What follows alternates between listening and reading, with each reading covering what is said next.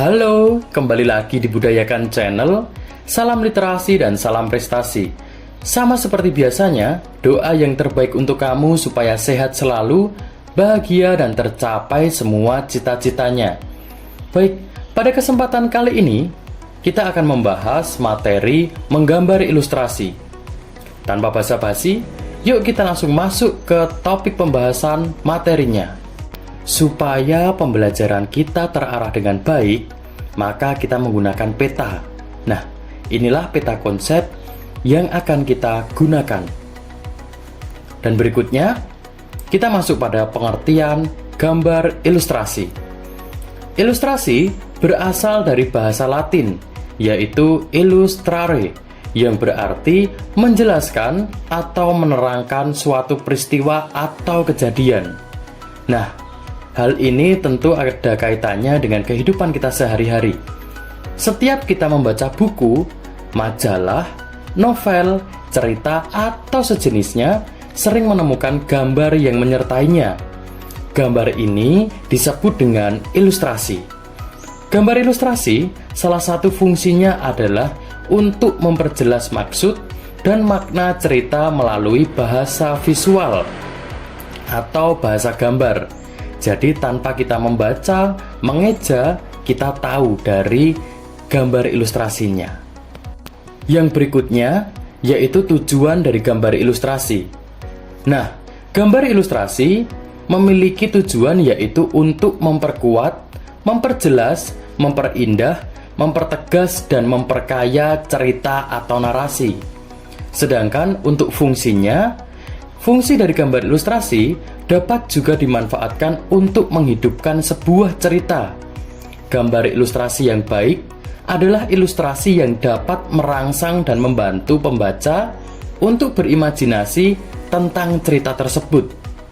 Ilustrasi sangat membantu mengembangkan imajinasi dalam memahami suatu narasi. Nah, selanjutnya gambar ilustrasi dapat dibuat juga dalam bentuk cerita bergambar, karikatur, kartun, komik, dan ilustrasi karya sastra, yaitu berupa sajak atau puisi.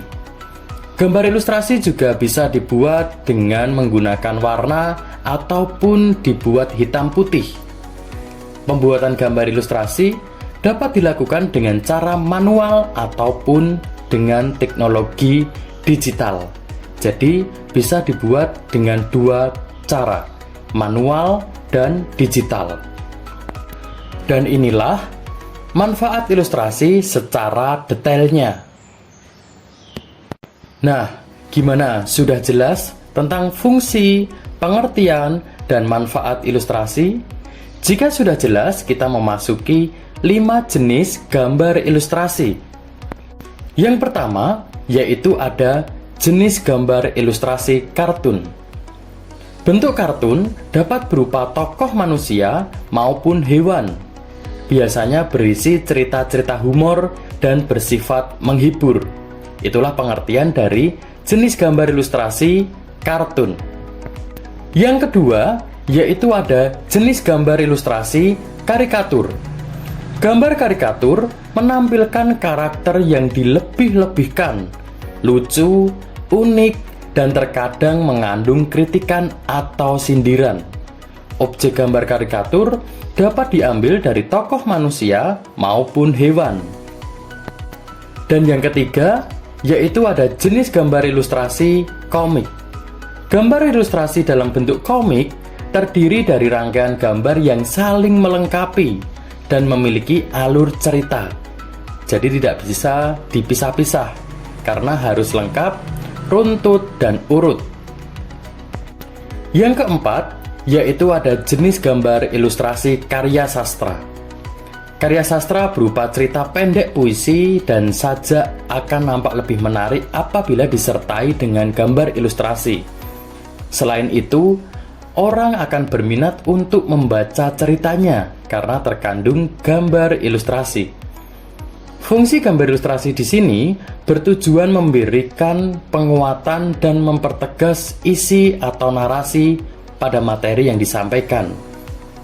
Biasanya Jenis gambar ilustrasi karya sastra itu ada di buku paket sekolah atau di buku bacaan, di mana buku itu berisi tentang sebuah narasi atau materi yang banyak mengandung muatan sehingga ada gambar ilustrasi yang membantu untuk pembaca lebih rileks dalam membaca buku tersebut.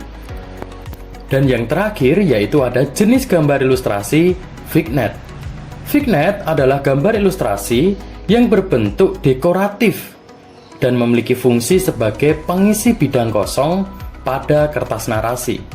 Nah, biasanya jenis gambar ilustrasi vignette ini bisa ditemui pada undangan pernikahan atau seperti selebaran-selebaran karena tidak mengandung gambar figuratif tetapi lebih ke dekoratif. Selanjutnya, kita memasuki objek gambar ilustrasi. Berikut ini adalah bentuk dasar yang dapat digunakan dalam membuat objek ilustrasi. Bisa dari figur manusia, hewan, tumbuhan, atau kombinasi. Selanjutnya, kita akan memasuki teknik menggambar ilustrasi. Menggambar ilustrasi dapat dilakukan dengan dua teknik, yaitu teknik kering dan teknik basah. Kita mulai dari teknik kering. Teknik kering tidak perlu menggunakan pengencer air atau minyak. Ilustrasi dapat dibuat secara langsung dengan tahap sketsa lalu masuk ke tahap pewarnaan. Biasanya, teknik kering itu menggunakan alat seperti pensil, arang, krayon, pulpen, spidol, yang jelas menggunakan alat yang kering. Alat yang kering itu tentu tidak menggunakan pengencer air atau minyak. Dan selanjutnya yaitu teknik basah. Teknik basah perlu menggunakan pengencer air atau minyak sesuai alat yang digunakan dengan tahapan. Membuat sketsa lalu ke tahap pewarnaan. Biasanya menggunakan alat yaitu cat minyak, cat air, cat poster atau cat akrilik. Nah, tentu cat itu menggunakan campuran air atau pengencer, makanya masuk dalam teknik basah. Nah, jika itu tadi adalah tekniknya, sekarang kita memasuki alat dan medianya. Alat juga dibagi menjadi dua, yaitu alat manual dan alat digital.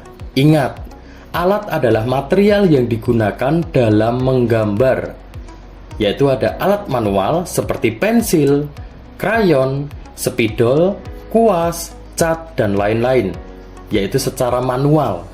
Dan jika menggunakan alat yang kedua yaitu alat digital, di mana alat digital ini menggunakan teknologi seperti komputer, laptop, pen tablet, keyboard, dan lain-lain.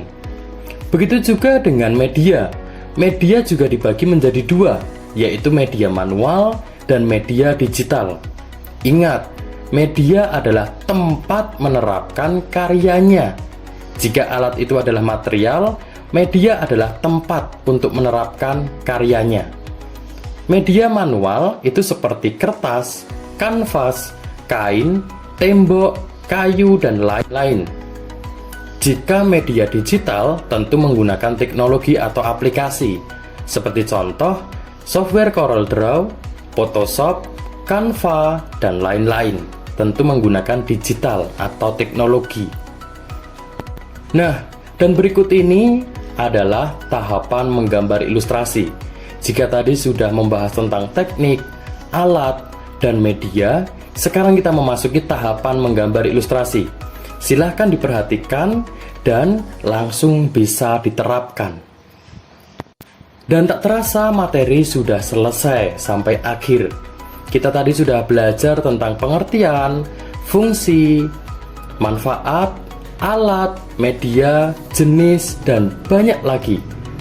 Jika masih ada kebingungan, silahkan komen di bawah. Dan terima kasih telah menyaksikan video ini. Semoga bermanfaat. Kita ketemu di konten yang selanjutnya seputar materi seni. Terima kasih. See you next time. Tuhan memberkati.